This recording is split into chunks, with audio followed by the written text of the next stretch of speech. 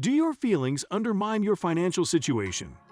Alternatively, it might be time for a financial intervention if you get high when you buy. Here are some warning signs to watch out for when shopping, along with some coping mechanisms for financial stress. Emotional triggers for overspending. Below are 6 emotional triggers that can cause you to spend more than you can afford and what you can do instead. Looking for stress relief. If worry and several months of a steady stream of bad news have you stressed, reaching for your credit card isn't the answer.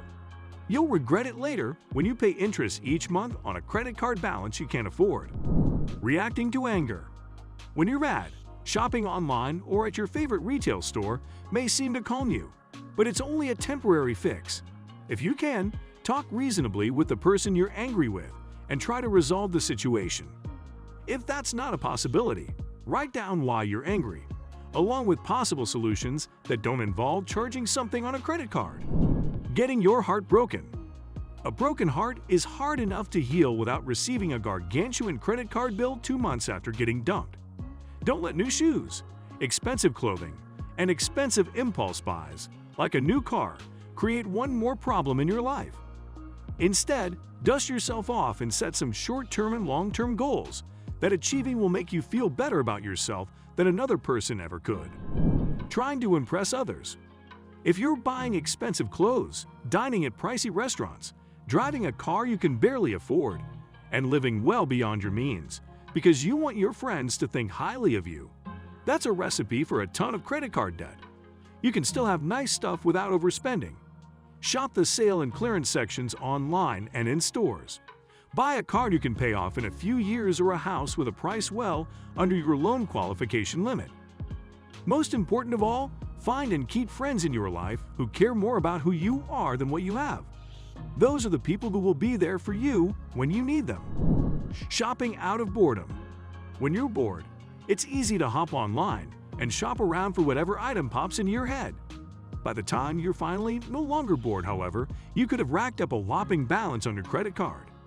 Here's a better idea. Make a list of activities you can do instead of indulging in careless online spending the next time you're bored. Read a book, watch a movie, prepare a new recipe, go for a scenic drive, or take your dog to the park. Signs you could be a spending addict. If your spending constantly spirals out of control, there could be more to your financial woes than just having too many monthly bills. You might be a spending addict who gets a rush from swiping your credit card, buying rounds of drinks, or living a lifestyle that's beyond your means. But how can you know if your many purchases stem from an addiction to the high you get with each transaction or a true desire to buy something you need? Your credit cards are maxed out. Many of us have maxed out a credit card or two at some point in our lives. After all, unexpected home or car repairs, medical bills, or other emergencies can run up the balance fast. However, if your high credit card balance is due to impulsive purchases for clothing you never wear, fancy dinners out boxes of electronics, and other online purchases that remain unopened, you may be addicted to the rush of spending rather than buying things you need. Paying down your credit cards as much as possible to improve your credit utilization rate. Pay cash when you can. You'll feel the spending pain more when you see cash leaving your hands. Your closet is filled with unworn clothing. Okay, we all like a good sale, but when you buy clothes simply because they're a good deal or on clearance, hang them in your closet and then never look at them again, you could have a shopping addiction that's never satisfied. When you see clothing online, wait a day before purchasing until the initial rush of excitement goes away. You may change your mind.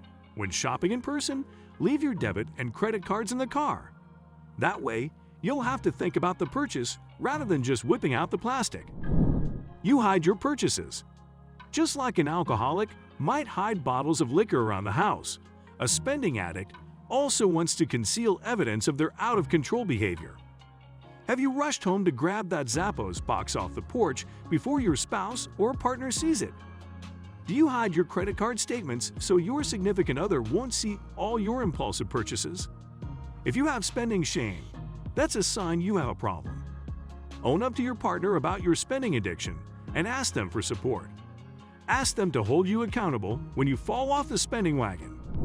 You can't stop watching shopping channels.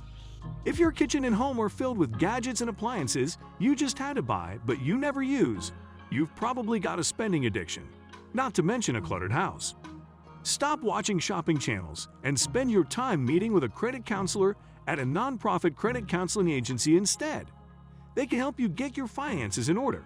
While you're at it, consider exploring the reasons for your spending addiction and find ways to beat it with a psychologist or other therapist.